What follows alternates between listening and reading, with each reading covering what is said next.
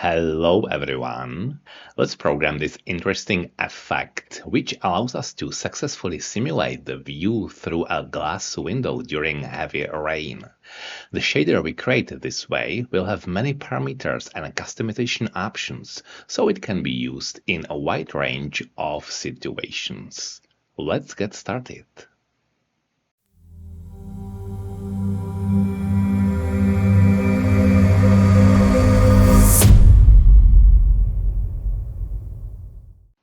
By the way, the title of this tutorial has nothing to do with the excellent adventure game of the same name by Quantic Dream. You could say it's a continuation of a video I published a year ago, which also dealt with simulating a window with raindrops. Back then I used a noise texture, and this time we'll make do with a pseudorandom number generator, which I use quite often on this channel.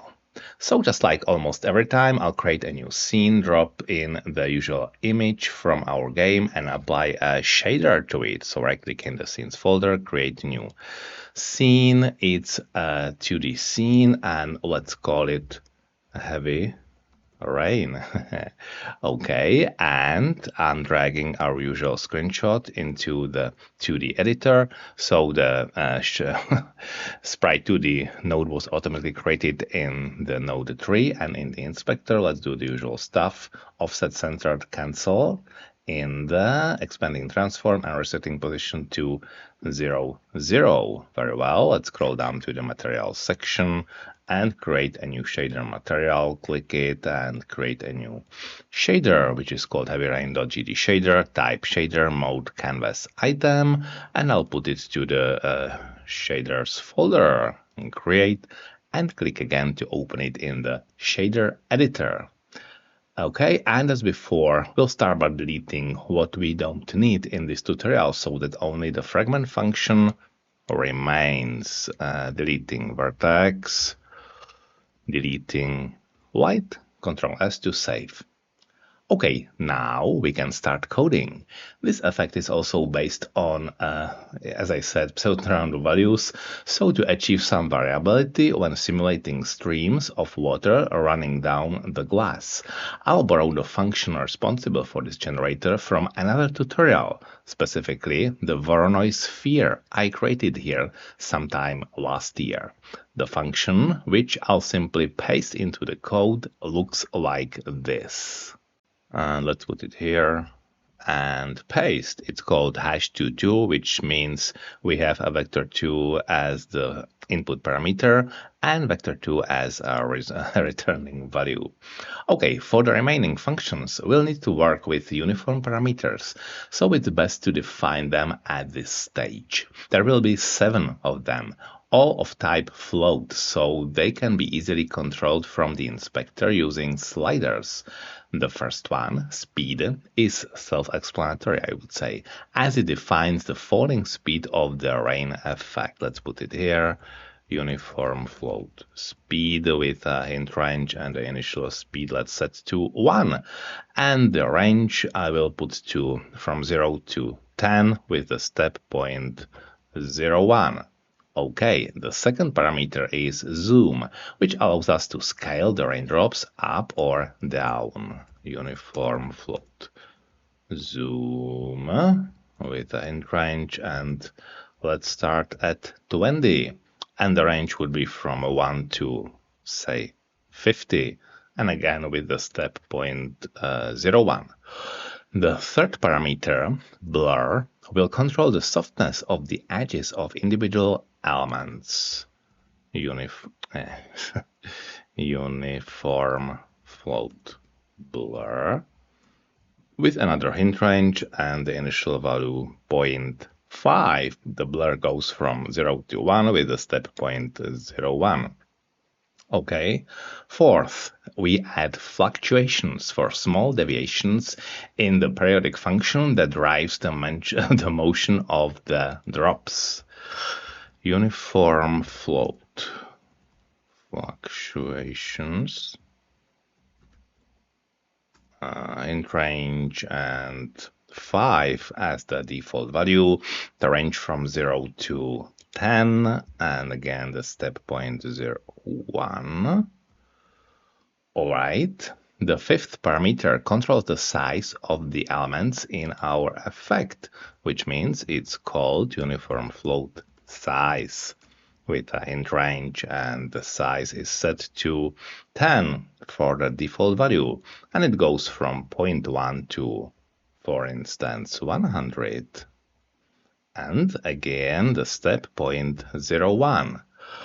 Very well, the parameter number 6 is used to simulate light refraction in the water droplets.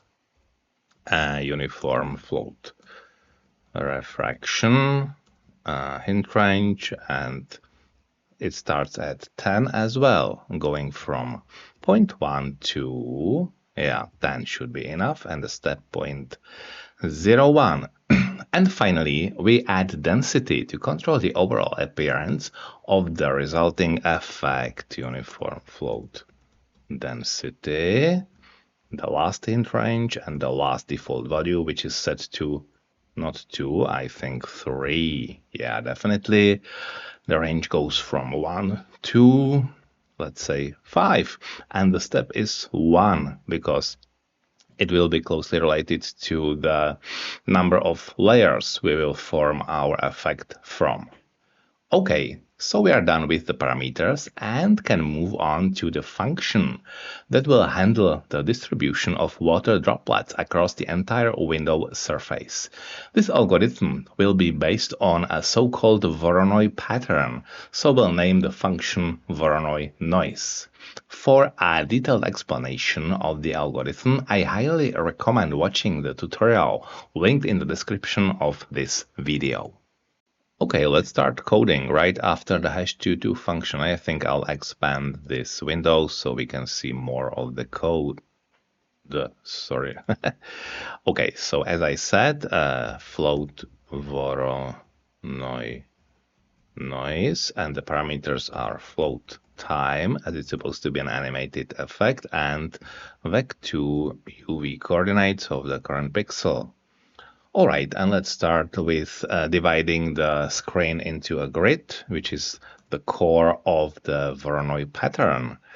Grid UV equals fract of UV minus 0.5 to center the local coordinates. Again, if you are confused about this algorithm, please refer to the video I mentioned a while ago, and it's linked from the from this video description.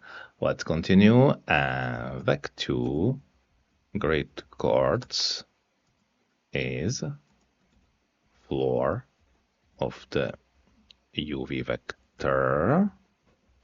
All right, and now let's define the minimum distance, which we'll be trying to find within the following rows. It starts at some arbitrary big number, and let's set it to 100. And finally, we will return this min_dist value. Okay, and how to calculate that? So let's just compare the current cell with all its neighboring cells, which means this for float y starting from negative 1 to positive 1 and y++ for the step. So the y goes from negative 1 to 0 and to 1. Then let's make the same for x, for float x from negative 1 to 1 and x++. All right, so we have both iterators. And now let's define the offset. For the comparison, vec2 offset is simply vec2 x and y, our coordinates, and we will determine the position of the moving droplet. Vec2 pos is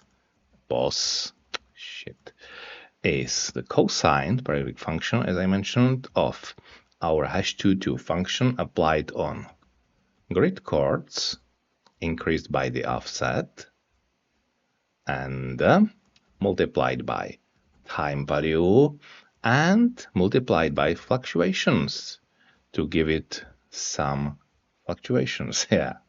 And we also need to normalize it to this kind of 0.5 to, you know what I mean, algorithm, and I mean range. And finally, let's recalculate the min dist, which is simply the minimum value of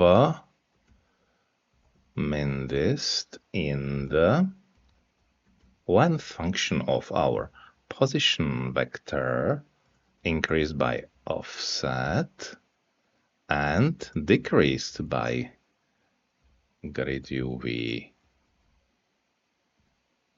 Okay, yeah, this should be correct. And what exactly is not correct here?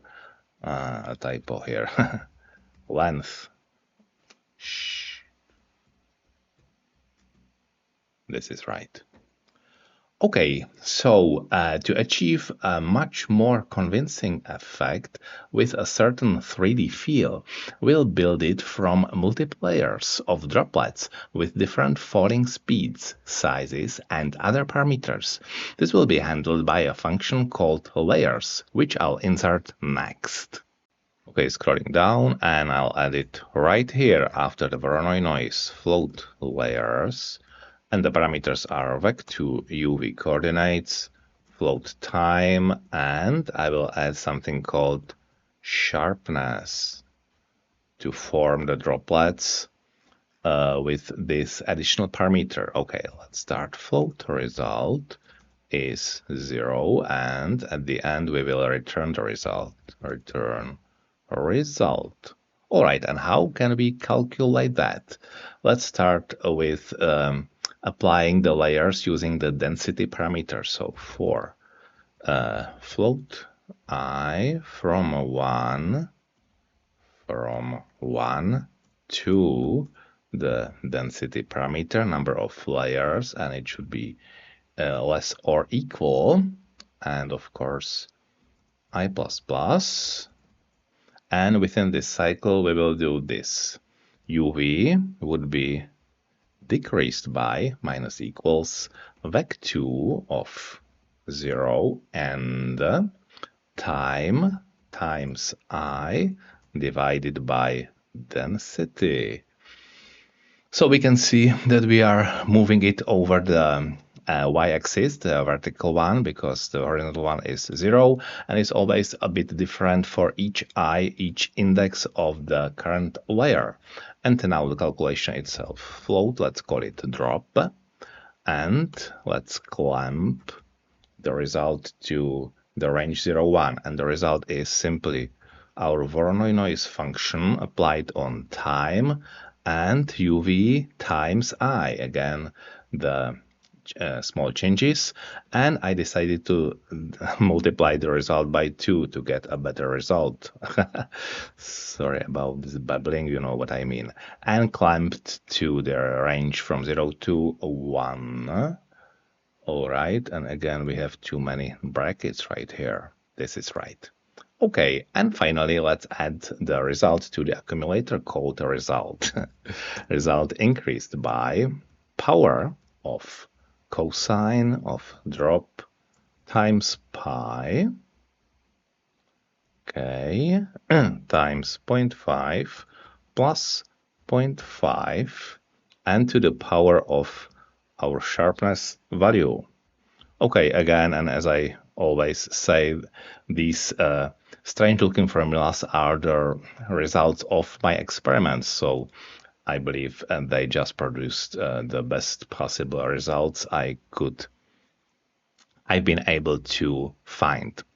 And finally, we need to normalize the result by the number of density, because we are just adding values up, and it would be too overexposed if we don't do this final calculation.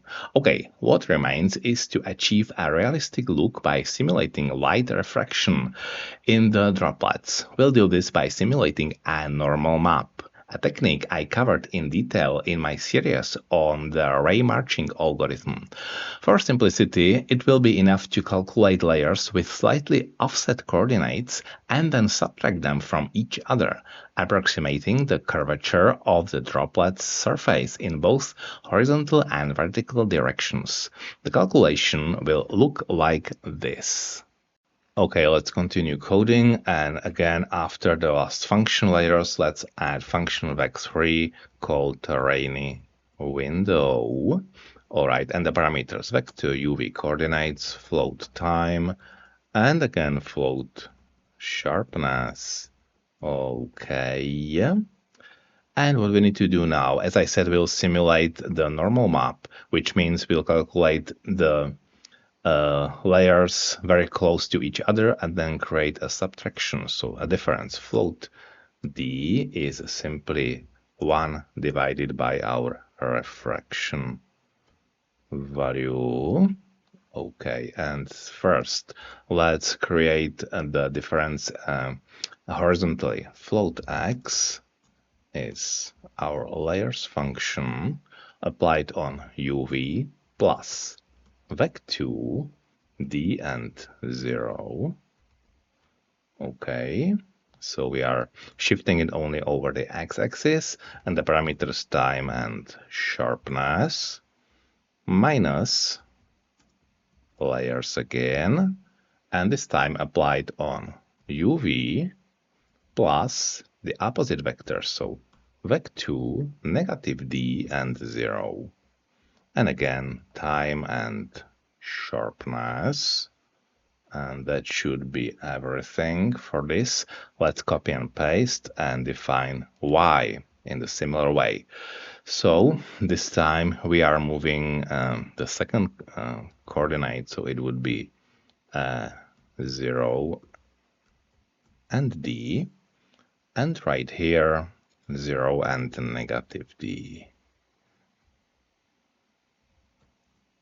Okay, everything else should be left unchanged, and finally we need to return the resulting vector, and we will normalize it because we are interested only in the range from 0 to 1. So return normalize of vec3 x, y, and d. Perfect. So we are done with everything except the fragment function, where we bring it all together. As usual, I'll start by shifting the coordinate origin to the center, then recalculating the aspect ratio based on the dimensions of the background image, and defining a time variable using the built-in time and speed parameter. And I think we can already put the image back and finish our coding right here. So first, let's shift the origin of the coordinates. Vec2 UV is UV minus point minus 0.5. Okay, now for the resolution, it's very simple. Vec2 resolution is just 1 divided by texture pixel size, the internal variable, and the usual recalculation you surely know from previous tutorials. UVX is multiplied by resolution x divided by resolution dot y.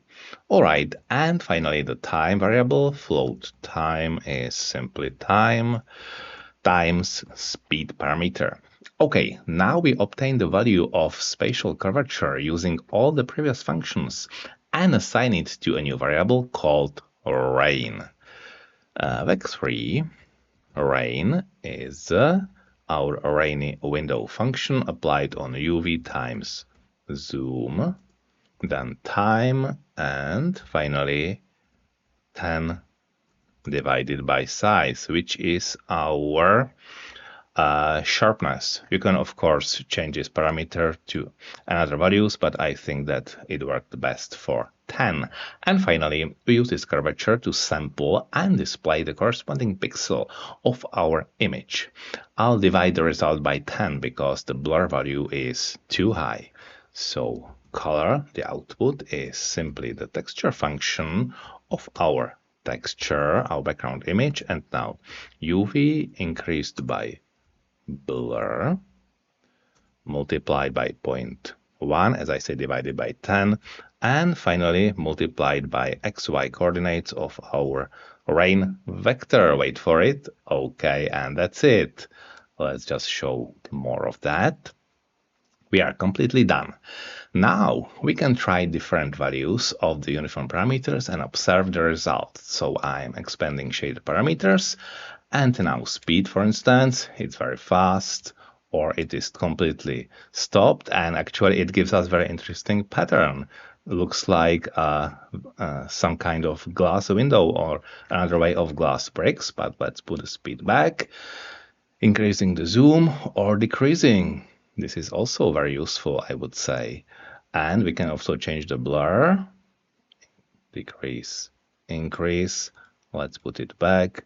Fluctuations, it just influences the randomness of the droplets and the size. I think that, yeah, if I change it to the minimum value and also decrease the blur, we have again very interesting effect with another way of randomness, I would say.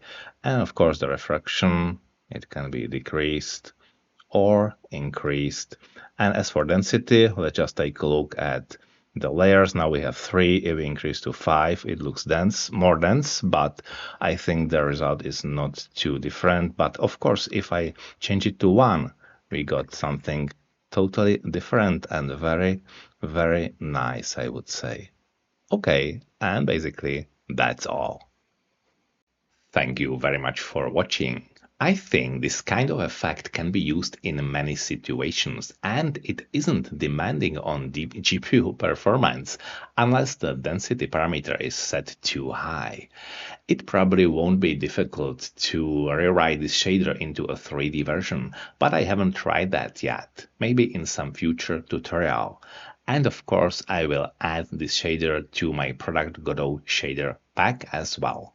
For now, take care, good luck with your game and other projects, and I'll see you in the next video.